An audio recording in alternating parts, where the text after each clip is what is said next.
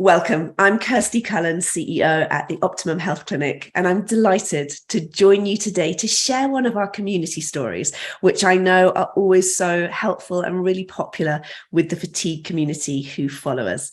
Today, I am joined by Ash O'Brien. Ash approached the clinic and started working with Julia Oldman in our nutrition team in October 2020, and also completed our 90-day psychology program. Since leaving the clinic, Ash set herself a number of goals, including what she calls a journey of the soul, which was an astounding 185-kilometer hike around Menorca. And Ash documented this adventure beautifully in a series of YouTube videos. And this is certainly not the last of her adventures. So Ash joins us today to share more about her story. Ash, welcome. It's such a pleasure to have you with us today. Thanks for having me. This just feels so surreal after watching so many of these to be here. So I'm really glad to be able to share my story because I've watched so many of them. So yeah, I appreciate them. Yeah. And I know this community story is so important to you. You've kind of verbalized that already, and certainly as part of your own personal journey. But can you explain why the community story was kind of such a goal and a landmark for you? I think, well, for me, the first bit of hope I ever got that things could improve was actually through one of the Optimum Health Clinic's recovery stories. And it was a really old one. And I can't remember who it was, but this guy ran a marathon after. So I watched that about 3 times. And I sent that to my mom and everything. And his story felt quite similar. And I just got so much from that. And then over the years, there's a stage where I was just listening to recovery story after recovery story, because anytime I felt that sort of doubt, which was, it did happen quite often. Every time I had that doubt, I would go on recovery story, get in the bath, Epsom salt bath. And I did get a lot of hope from that. And I think that was really important to help me move to the next thing I'm trying and just keep going, really. Superb. So Ash, can you start by telling us a little bit about your own health picture? So when that decline from health started and really what impact that had on your life at the time? So if I was to say the short story, I'd say it was 2019 when I moved to Australia. But I think for a good, probably about 5 years before that, I've always been into traveling, hiking and all that sort of stuff. And every time I went away, I got really ill. And me and my friend, we were, hiking buddies, and we'd always travel together. We were so used to that we would almost factor it in that, okay, we need an extra week because Ash always gets sick. Like the deli belly and all that sort of stuff. So that was happening. I don't know. I've been in multiple hospitals around the world. My poor mom says she's going grey because of me for this reason. So in 2019, in February, I went and climbed Kilimanjaro, and was amazing. Got really ill, ended up in hospital, but it was okay because I went on, did a safari, climbed another mountain. I just didn't stop basically. And things were a wee bit funny after that, though, I must say, because that was a real knock to my health. It did take a wee while to bounce back, but a few months later, I went and cycled the coast of Portugal. So I was in, that's the sort of thing I do. That's sort of where I came from. So, that's why when this all happened, I was shouting it, well, not shouting, but saying to doctors 6 months ago, I was on the summit of Kilimanjaro. Now I can hardly climb the stairs. It was such a contrast for me. So basically, I got back to full strength after that. And then my dream came true and I got a chance to go to Australia to work. So that was back in June 2019. So flew over to Australia. All was good for about a few weeks. I didn't last long. It was about July that, I can hardly even explain. It was just, well, I'm sure anyone who's watching this knows, but it was flip full on fatigue and like really bizarre, like feeling like, yeah, my body wasn't disconnected to my head and lots of brain fog. It was all really weird. Weird enough for me to go see a doctor because, you know, usually I'm really stubborn, but it was around that time that, my thyroid was going a bit wonky. So they said, oh, that's, you know, that could be the issue. It might be a virus, blah, blah, blah. So basically, they said just come back in a month and we'll see how things are. So over that month, I actually surprisingly did bounce back again. So here was me. And then I was down here in Africa, and then I came up, and it's almost like a bouncing ball. And then I was down here, and then I was up again. Yeah. And then after that immediate, which I would say was the first kind of like big health crash, I bounced back again. And then for a good couple of months, maybe up to 3 months, things were great. You know, I was living the life in Australia. I bought a bike.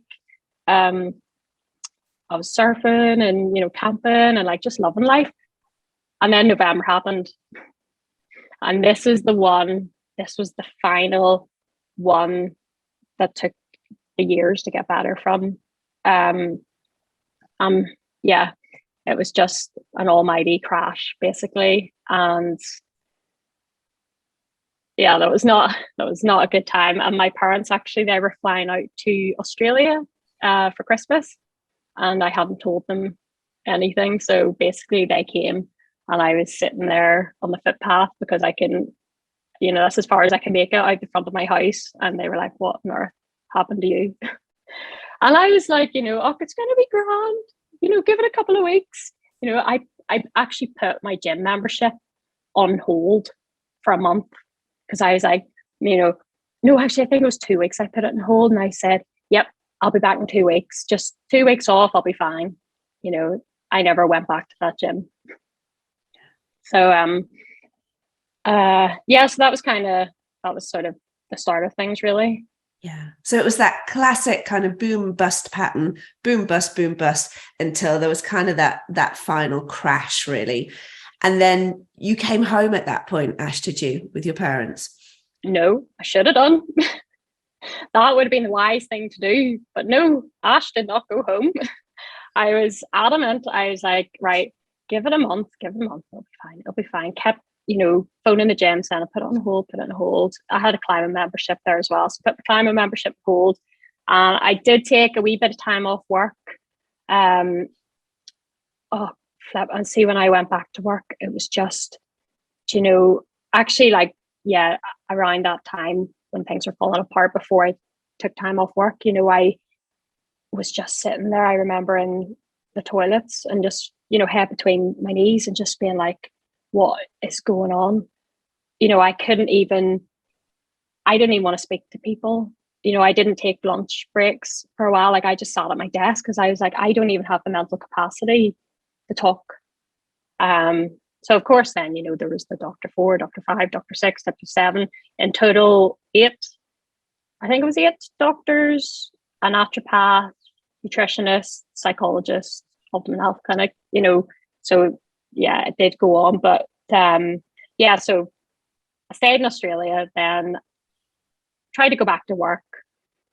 And then I think because then the pandemic happened, and I think for me, that was like, you know, that was quite good. Obviously, it wasn't a good thing that happened at all. But for me at that time, it was like someone was saying to me, right, you're not going to stop. So we're going to make you. And, you know, because I had a hike booked, well, not booked, but like planned with a friend, you know, and I was adamant. I was like, right, look, do you know what? It's fine. It's just walking 100 kilometers. You know, I can hardly fit and get up and down the stairs. So it was ridiculous. But yeah, so that put a stop to that. And then I was able to work from home. So that prolonged me staying, I think, you know, but it did get to the stage where, you know, I'd be working and then I'd have to lie on the floor. So that was kind of, towards the end of my time in Australia. And then it did just get to the point where, you know, I was struggling just to go to the shop around the corner, really. And, but of course, there was the there was up and downs, like actually, like, because I did make a video recently on my YouTube channel titled "Please Don't Judge Me," because I'm aware that if you look at my social media, you wouldn't know a lot of this was going on, because I didn't want to talk about it as much then. And there'd be times where I would maybe like not do anything for weeks, and then be like, right, I would just get so annoyed and so depressed and just so angry. I'd be like, I don't care what happens to me, I'm just going out. And I would force myself on a little hike, or like on the bike, and then take a photograph. Everything looks totally fine, and then I would just have an almighty crash after it. So so all that was going on basically, and then I came home, and it devastated me absolutely. Yeah. And I think what you described there is so typical. It's that sense of almost denial that you're in this place that you don't want to be in. There's an element of social masking that goes on because you don't want to be that person. And so consequently, there's overpacing that goes on that then feeds into boom and bust. And so the cycle continues. And that effort of having to put that exterior mask on to the rest of the world in and of itself is quite exhausting and quite deleterious. And that kind of just adds to the momentum of the whole situation. So once you arrived back in the UK, Ash, and, at the point, obviously, you approached the clinic, what was your mindset at that point? I actually came across the Optimum Health Clinic just before I left Australia. And although I say me, I can't really take the credit, because it was my mum who said, I find this really good sounding clinic, and I've ordered an information pack. And she called me, and I just said, I don't want to hear anything about this. Because I looked at other clinics that were all about dealing with it. I was like, I don't want to just manage this. Like, that's not happening. So I completely, like, my poor mom having to deal with me, but I was just like, I don't want to hear about this. So then, so we stopped talking about it. And then 3 days later, I phoned and I was like, Mom, here, I found a really good sounding clinic in London. And she was like, is it the Ultimate Health Clinic? And I was like, yeah. And then she said, yeah, that's the one I was trying to tell you about, like 3 days ago. We both stumbled across it. And that's when I found the recovery story, because actually I was searching like post-viral fatigue, and one of Alex's videos had come up first. And because I was still in denial at this stage. And then I actually do you know what? I have it here. This was a piece of paper just titled "Help," and I think I brought it to one of the doctors I had seen, and it explains like everything that was in Alex's video about the stages and the crashing and the feeling wired and tired. It's nuts. Like, I could have. It is like a textbook case. You know what I mean? And I was just in such denial. And when I watched that, I was like, oh, shit me. But then, because it was followed by a recovery story, then I had so much hope. And then I bought Alex's book, the first one. And then, I read that. And then I emailed, I actually still have this. This is so crazy, but I basically had like a full-on document that I sent to the Optimum Health Clinic, because by this stage I was just, by the time you've seen like 8 doctors or whatever, you just, it's going through the trauma of having to explain it, especially when I had people not believe me and stuff. So there was pages.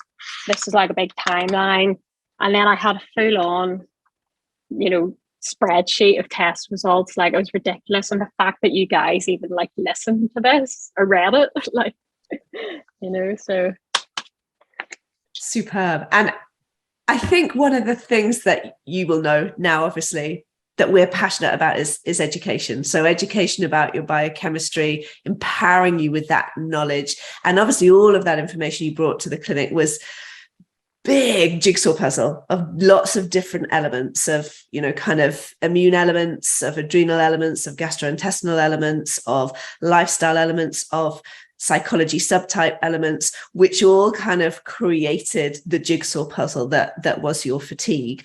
And I know Julia worked with you doing a number of tests and kind of looking at those pieces of the jigsaw puzzle. So Ash, did you come to kind of understand a little more about kind of the triggers and the jigsaw pieces that were part of your fatigue picture?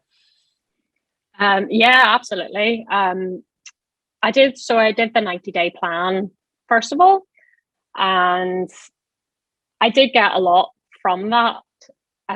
Especially, I like the fact that we were in a little group, and actually I was messaging them quite recently. So, this is 2 years later, and, occasionally we still, message each other. I find that really supportive. And I think learning like the energy draining patterns was quite good. And, I'm still guilty of, having some of those. I know rightly I do. But just being aware of them was really helpful. And yeah, the EFT and stop process, they were helpful, but for me, I still had to go further. I felt, into the nutrition side as well. But they complemented each other so much. So yeah, then I started with Julia, and I think the first thing, we did comprehensive stool analysis, which oh dear, too much detail this is going to be, but I do remember that being a really low point in my life, sitting peeing in a box and being like, what is my life right now? Like just crying, like, why am I doing this? It's so tragic, but yeah, so did that, which came back, I think one of the things was like 10 out of 10, like you need help. And then the, what do you call it, like the natural killer cells test, that one. Yes. Did that, and that was pretty well depleted, like wasn't much of those going around. So just so everyone's aware, that's a marker for the chronic immune suppression, isn't it? So it's an indicator that there's some kind of long-term challenge within the immune system, which is causing the immune system to become depleted. So that CD57 count, I think it was for you, was very depleted, and was kind of the first real indication there, along with kind of your viral and bacterial history there, that actually this was impacting on your immune system. Yeah, so that was pretty low. And then I did the co-infections test as well, and like all of them were positive, which these things, they didn't overly surprise me too much. I think Julia had a really good idea. She like predicted it before the test as well. So I wasn't too surprised, but it was kind of reassuring to sort of see what's going on, and then because you can see it, you can do something about it. However, the doing something about it was definitely not straightforward. It was tough. It was tough at times, like the like antimicrobial protocol or whatever. I can't remember what you call it, but yeah, it certainly came with its ups and downs. Yeah, absolutely. And so on that test, there were 3 kind of co-infections identified, weren't there, in addition to sort of a history with Epstein-Barr virus and the Ross River virus. So there was a plethora of kind of insults to the immune system, which needed to be picked apart, both one at a time, but in unison, in terms of not only trying to eradicate those challenges and decrease the burden on the body, but also to support your immune system. And that, as you will know and you will attest to, is kind of mid to long-term work, and it requires a lot of consistency and compliance, doesn't it? Yeah, like poor Julia having to put up with me. There was definitely times where I was like flapping about, being like, I can't do it anymore, but it is slow progress. But I think for me it was very slow, and then all of a sudden it was like yeah, absolutely. And that brings to mind, Ash, what are some of the key challenges, I suppose, in that journey to improved health? And here I really wanted to talk a little bit about fear and how fear presents in a journey like this, and how kind of self-limiting beliefs can be really impactful on progress. How did those factors kind of appear for you and present in your journey? I think, in the early days for me, when things were quite they were sort of fragile, but I think it must have been maybe about possibly 2 years or so, like in. So like things were starting to come up a bit. But like, yeah, I still couldn't do too much. I got a gym membership, and I remember it being one of the scariest things. I debated about it for months, and then eventually I did just get it. And I would just go to the gym and not do the gym. Like I would just go to the gym and then go in. I think the first time I went, I don't even know if I might have just gone to the gym and then left. I can't even remember. But I definitely did for quite a few months. I would just go in. It has a spa. So lovely. I was there this morning. Absolutely love it. Yeah, I'd go in, go jacuzzi, sauna, and saunas. Absolutely love saunas. But yeah, I would do that and then come home. And then I just felt so good because even though I wasn't really doing much, it was just I was going to a gym.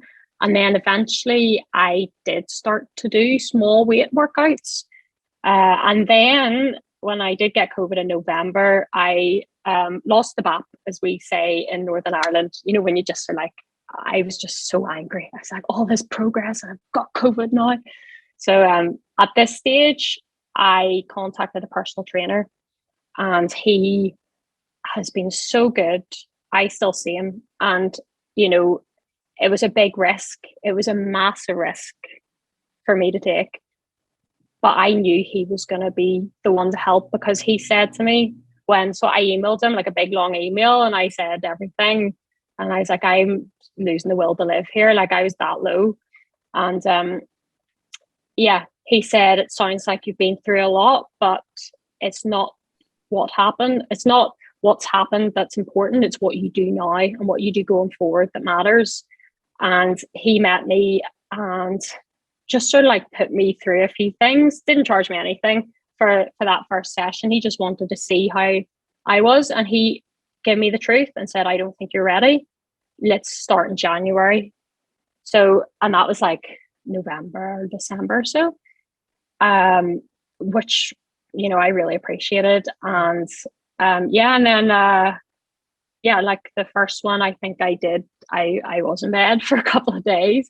To be fair, even now, like, he doesn't hold back now, so I do full on weight sessions and stuff now. And yeah, flip me, it really has helped a lot. And with the fear as well, I think having someone there, it was less scary. And then as well, making the time to finish the workout, go to the spa. I used to never do this. See, back in the days before all this, I used to just rush about, never give myself time.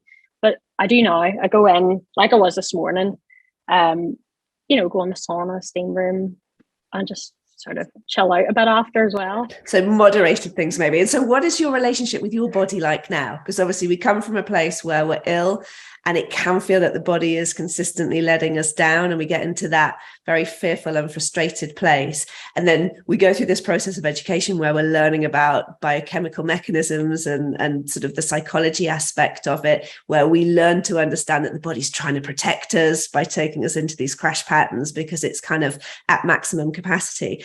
So having been in that place of fear and frustration, Ash, what is your relationship now like with your body and your body's capacity, and how you communicate with your body around pacing and sort of moving forwards?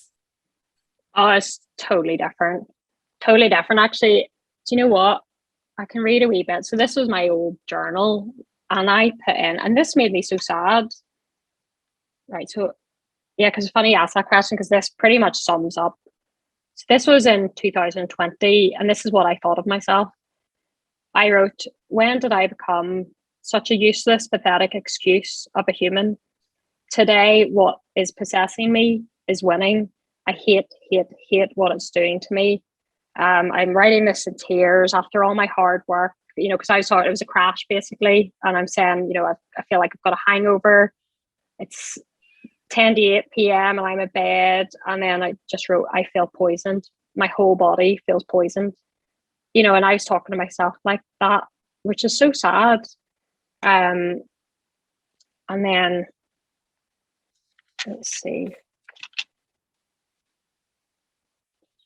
Oh yeah, that was, yeah, that you can tell by, by my writing, what sort of, it's what the state of mind was. And how removed from that do you feel now? How has that relationship with yourself changed now? I think I read the book How to Heal Your Life by, is it Louise Hay, I think you call it. And she talks a lot about like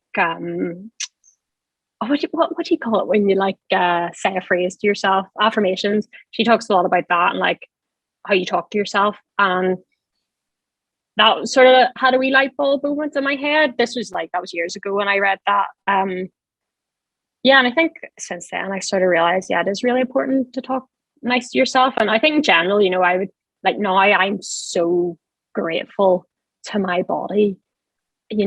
Like you should see me, see when I'm doing stuff, there's times I'm actually like, I came back from a mountain recently, and I was talking to my mom, and I just started crying, and I was like, I am so happy, like I can do this. And and it was the first time I'd sort of cried happily in quite a while. But yeah, like I would never sort of, I'm just so aware of, even if I feel like, if I have got a bit sick or whatever, or got a cold or got a flu, or I'm maybe a bit frustrated, I just am so aware of not being nasty to myself, because I think I've done a bloody good job, to be honest, to get to where I am. And I think, I do give myself credit. And I can, even in that journal, when I was reading through, near the ends of it, there is times where I am, grateful for myself, and my determination to actually get here. Yeah, absolutely. And I think that's what we see in your video blog around Menorca. There's absolute joy at being out and seeing some of the views that you saw, but there are moments of deep reflection as well, where you become quite emotional, where you reflect back on sort of where you've come from. And I think that process of going through those hikes has maybe allowed you to rebuild that relationship with your body, and that, sense of celebration for what your body can do for you. So what is your health looking like now? That's the sort of ultimate question, I suppose. Yeah, it's pretty good. I'm I've been, so the Menorca trip was actually like that was pretty like ambitious at the time that I booked that trip. I think I already booked it like a month or two before. It wasn't long after I had COVID and I was sort of run down again. And I went through a process of, do you know Joe Dispenza and his work in mental rehearsal? And I just said, I am not having any doubt. Like I just completely muted.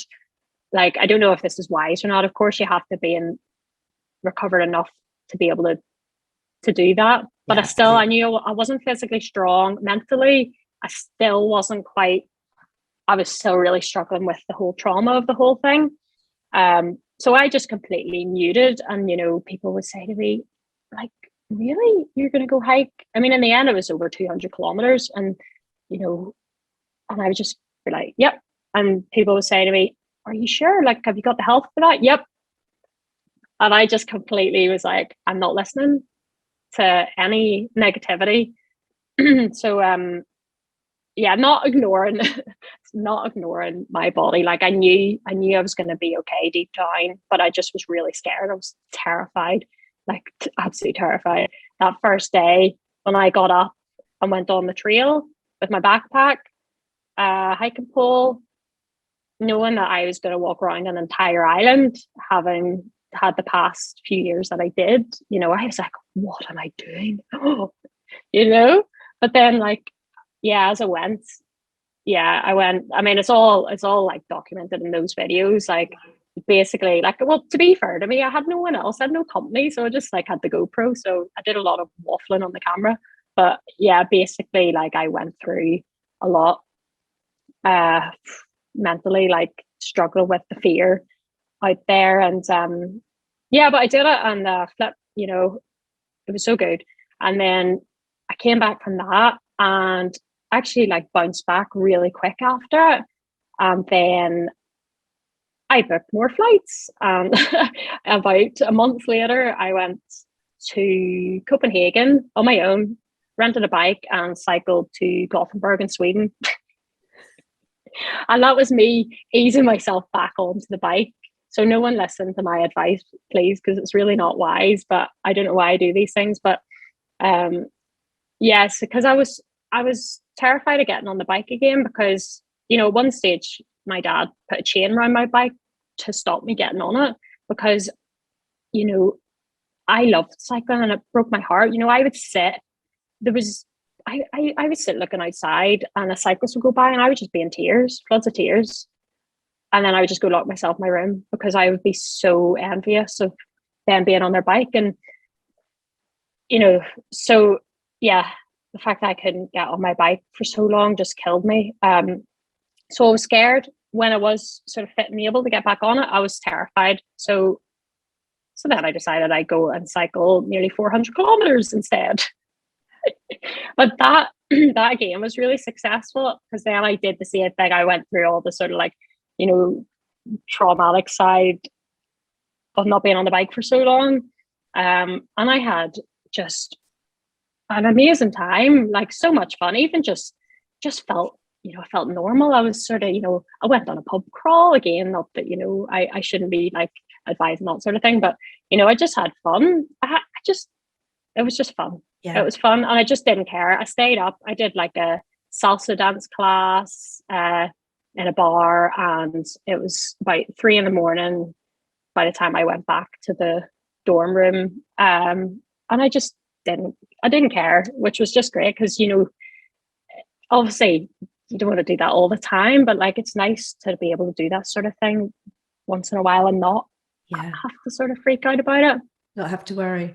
I think what I'm hearing here is your physical capacity, which was demonstrated, by the way, by test results, and sort of things improved on test results as you went. So that physical capacity returned well in advance of you being able to lose that sense of fear and the trauma that was associated with having been so chronically ill. And it's those elements that have maybe taken time to work through, whilst, you know, that physical capacity has improved and it's been there for you to utilize. Actually, it's some of the more psychological elements that have been sort of the barriers really to pushing forwards. Yeah. And there is still, like, I'll not lie, there is still some barriers there. I still do get a wee bit scared sometimes, you know, especially with, you know, I'm planning a really, really, really, really big trip next year, you know, and I am scared, but, you know, it's understandable. You know, I don't blame myself for being like that, because when you've gone through the worst hell you can ever imagine, the worst thing, like for me, you know, being in that state, just the lowest point, my daily nightmare, living nightmare, basically. Once you go through that, you know, it's understandable. Yeah. It'll take a while and you do get scared, you know, and especially like if you hear people saying, you know, because I posted, there was a Facebook group, and I did post a thing about, you know, if anyone's you know, feeling really low and feeling like they're never going to get out there again. Like, I just wanted to say, you know, and I wrote a little bit about like what I was doing, and it was a picture of me starting the hike, and people were saying, "Are you not scared? Are you not scared? Are you not scared of relapse? Oh, you must have been really mild to be able to bounce back." And like, you know, I wrote back saying, "I'm terrified, but if I sit and be terrified, I'm just going to be stuck." You know, like, because at that stage, when I went back to work, you know, I was okay, but the life for me it wasn't really a life. Even though physically I didn't feel, you know, that there's the days I wake up and I feel nauseous. I'd have a headache for like, you know, I basically had a headache for a year. You know, I didn't have that. I felt okay, but it wasn't enough. It wasn't where I wanted to be. And I would have been stuck there if I hadn't have had to step into the fear and push gently, you know, through it, if you know what I mean. Yeah, absolutely. And that Facebook group brings me to the question, really. What advice would you give to somebody who's at the start of their journey now, having been through what you've been through? I have a list, okay, because I didn't want to miss anything out. There's some things I think is really important. And speaking of groups, be very, very wary. Yeah.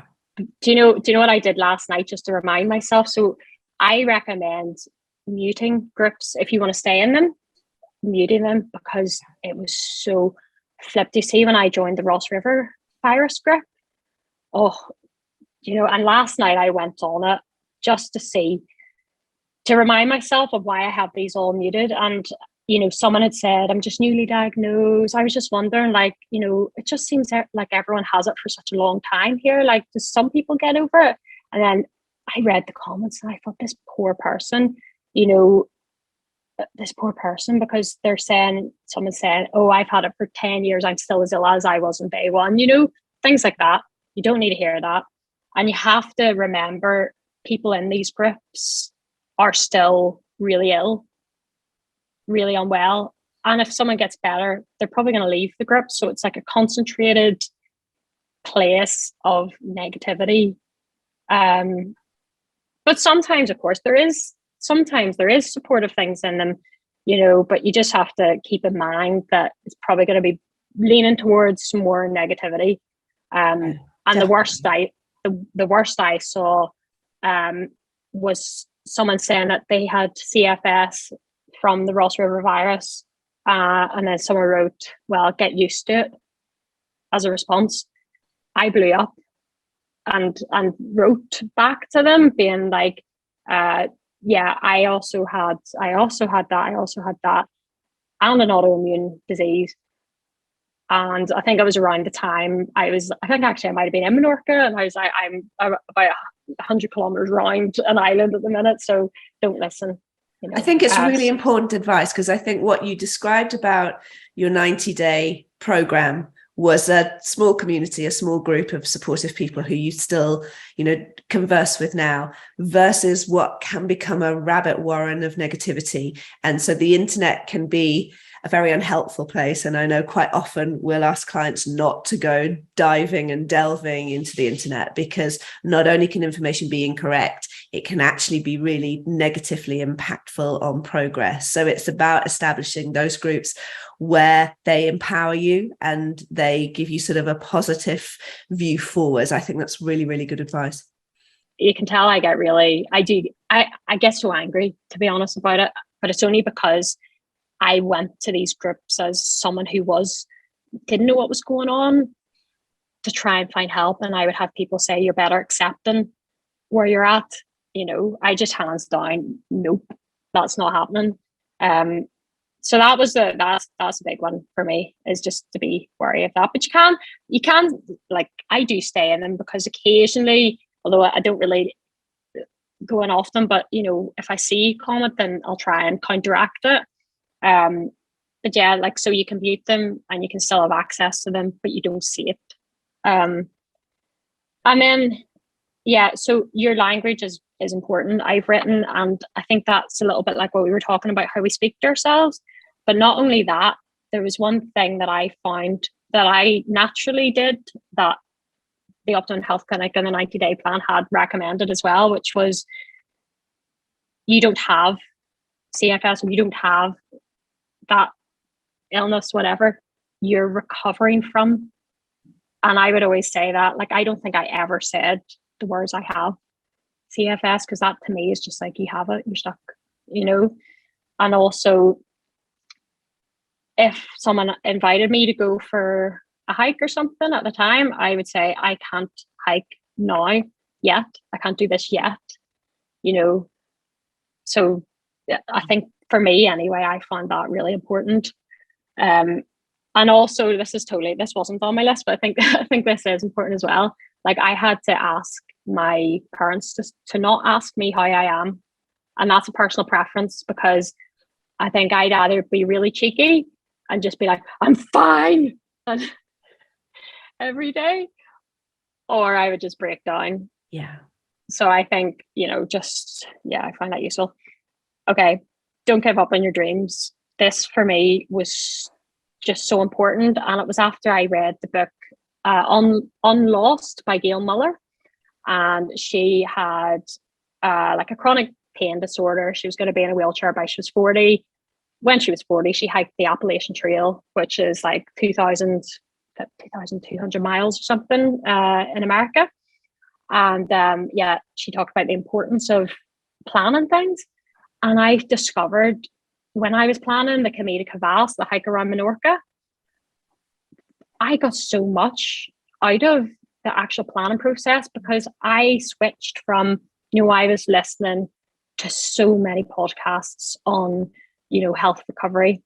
And I was reading so many things on health recovery. I was just inhaling recovery stories, which of course, like they really helped me. But at a certain point, when I made that plan and I started listening to podcasts and hiking and then, gear, and I started becoming obsessed and I'm making spreadsheets of like the hike, and I got so much out of that.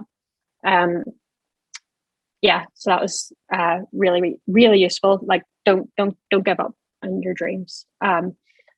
Which I know is hard when you're sitting and you're feeling like shite, but where am I? Oh, routine was another one that I found quite useful. Again, personal preference, but when I went back to work, even though I still didn't feel great, it really helped me. I was able to work from home as well and having that routine. And then I did my meditation at a certain time. That was helpful. Pacing and tracking, I already spoke about. I did find that really useful. Oh yes. Okay. This one I kind of wish I'd known was you don't have to do everything 100%. And I've written overwhelm beside it because do you see when I went to a thyroid workshop back when all that was going on, honestly, you may as well have not breathed because the way the woman was talking, she was saying you have to use all organic, and also you can't use this kettle, and in fact even the water in the kettles is poisonous, and the tea bags themselves, they're pollutants, and you're like, well, what am I supposed to do? And then there was one of the chemicals that you need to avoid, whatever, and it was in air. So do you know what I mean? Like I was at a stage where I was terrified, and I think the fear of the foods and the fear of not doing everything 100%. Sorry, I'm waffling on here, but yeah. No, it's a really, really important point because it's where that achiever steps in again. Not only does that achiever potentially perpetuate symptoms in terms of pushing and overstepping boundaries, but that achiever can show up in terms of protocols and, wanting to be better. And quite often we have to moderate that in terms of just going to give you a couple of things to work on this month, because if I give you 10, I know you're going to go away and work so hard to achieve 10 that will become a negative driver. So you have to be really conscious of that achiever within the sort of healing process as well. And just to moderate them. And as you say, everything doesn't have to be perfect. Every little step is a step in the right direction, but we never look for perfectionism in terms of the protocols and the suggestions that we make, primarily for exactly the reason you describe. Yeah, no, so I think that's important to know. And also lastly, I wrote something I did at one time was to write myself a letter on a good day for when I was having a bad day, because I would get into bad days and I'd be like, this is it. I'd feel like I'm never getting out of this. Super. So yeah, I love that. I really love that. It's an affirmation from yourself to yourself, which is wonderful. So yeah, Ash, what happens next? What are your next big future plans and your next big goal? Well, yeah, pretty soon, in about 3 weeks, I am going back to Australia. Not for work, though. I do really want to go back for work, but we'll see what happens there. I am hiking the Kalula Great Walk, and this is a hike that me and my friend organised during the time of my decline. And then we couldn't do it because of COVID. And then when things eased up, I was just too ill to do it. So that is a wilderness walk, basically, on the east coast of Australia. So prepping for that at the minute. So yeah, I'm doing that in November. Yeah, I'm not going to say what's happening next year, but there's something big. Keep us on ice. Keep us on ice. And how does it feel to be able to be in a position where you're planning, you're going back to Australia, sort of the place where essentially this all began in a sense, how does it feel kind of crossing that barrier again? It's good. Like, yeah, you know, it feels good. Like, I do have a bit of mixed feelings. Obviously, you know, I'm a wee bit scared, but like, yeah, like I just can't wait. I'm so excited. Just can't wait to get stuck into doing this hike, and you know, yeah, can't wait. Excited. Wonderful. Wonderful. Ash, thank you so much. Your story is inspiring. It really is. And I know it'll be so helpful for everyone else to hear it. And I know it's a really important landmark for you to be here today, and being able to deliver it, you know, as a complete step in the right direction, and somewhere that you'd aimed at being for a long time. So congratulations on being here, and thank you for sharing your story with us. Thank you. Thank you for having me, and thank you for everything. Like, for the Optimum Health Clinic, I find you to be really great.